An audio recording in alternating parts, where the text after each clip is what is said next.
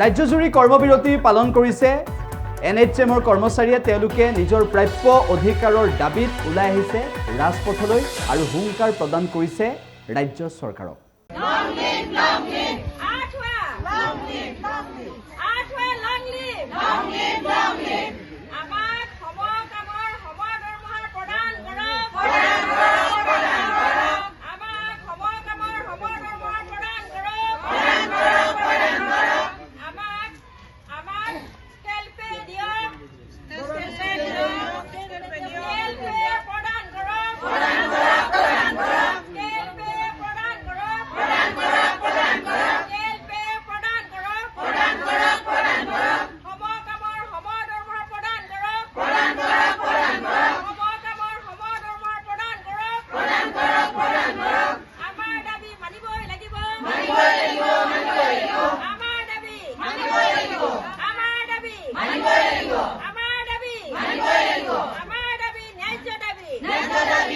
আজি দিনটোত গোটেই সমগ্ৰ অসমতে প্ৰতিখন স্বাস্থ্য কেন্দ্ৰত চিকিৎসালয়ত ধৰ্মঘটৰ এটা কাৰ্যসূচী হাতত লোৱা হৈছে যিহেতুকে আজি NHMৰ শুভাৰম্ভণি হোৱাৰ পৰা আজিৰ দিনটোলৈকে প্ৰায় 16-18 বছৰ হৈ গ'ল কিন্তু কোনো ধৰণৰ এই কৰ্মচাৰীসকলৰ সম্পৰ্কত চৰকাৰে আজিলৈকে কোনো ধৰণৰ এটা সুবিধা প্ৰদান কৰা নাই কৰ্মচাৰীসকলে জনসাধাৰণৰ লগত যেনেধৰণে ওতঃপ্ৰোতভাৱে জড়িত হৈ আছে সেৱাৰ মানসিকতাৰে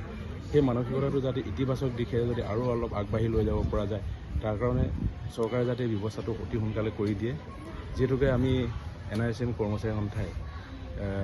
কোনোদিনে আমি নাভাবোঁ যে এইখিনি জনসাধাৰণৰ লগত আমাৰ যিটো সম্পৰ্ক বৰ্তমানে গঢ় লৈ উঠিছে সেই সম্পৰ্কটো তেখেতসকলে বিৰূপ প্ৰভাৱ নপৰক এটা নেতিবাচক দিশলৈ গতি নকৰক গতিকে আমি চৰকাৰক অতি সোনকালে এইটো দাবী জনাব বিচাৰিছোঁ যে এই NHM কৰ্মচাৰীসকলে যেনেধৰণে শোষিত বা বঞ্চিত হৈ আছে অন্য কৰ্মচাৰীসকলৰ তুলনাত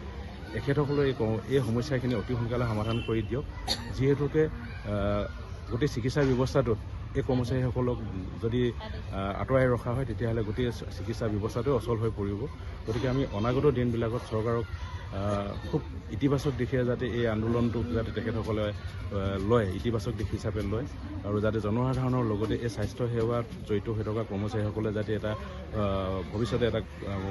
ভাল মানসিকতা ইতিবাচক মানসিকতাৰে যাতে আগবাঢ়িব পাৰে নিজৰ চিকিৎসা সেৱাৰ ক্ষেত্ৰত তাকে আমি কামনা কৰিছোঁ যাতে আমি কোনোদিন নিবিচাৰোঁ যে এনেকুৱা ধৰণৰ এটা কাৰ্যসূচী হাতত লৈ আমি আমাৰ যিসকল জনসাধাৰণ আছে আমি ৰোগীসকল আছে আমি তেখেতসকলক বঞ্চিত কৰিম গতিকে আমি সদায় এটা পজিটিভ ধাৰাৰে আমি আগবাঢ়ি গৈ আছোঁ আৰু এই তিনিদিনীয়া কাৰ্যসূচীটো আচলতে আমাৰ কাৰণে এটা চৰকাৰক এটা আহ্বানে জনাব বিচাৰিছোঁ যে তেখেতসকলে যাতে আমাৰ শোষিত কৰ্মচাৰীসকলক যাতে তেখেতসকলে এই ক্ষোভৰ পৰা অৱসান ঘটাব পাৰে অনাগত দিনত যাতে তেখেতসকলে কামৰ ক্ষেত্ৰত যাতে আৰু দুগুণ উৎসাহে যাতে কামত আগবাঢ়ি যাব পাৰে ইয়াকে মই আশা ৰাখিছোঁ বাকীখিনি আমাৰ উপৰোক্ত বক্তাই কৈ গ'ল গতিকে সেইখিনিয়ে আমাৰ দাবী গতিকে সেই দাবীখিনি যাতে চৰকাৰে পুনৰবাৰ কৈছে যে অনাগত দিনবিলাকত যাতে তেখেতসকলে ইতিবাচক হিচাপে লয় এইখিনিকে মই ধন্যবাদ জনাইছোঁ যিকোনো খবৰৰ বাবে যোগাযোগ কৰক 7099017330 লগতে 7099017110 নম্বৰত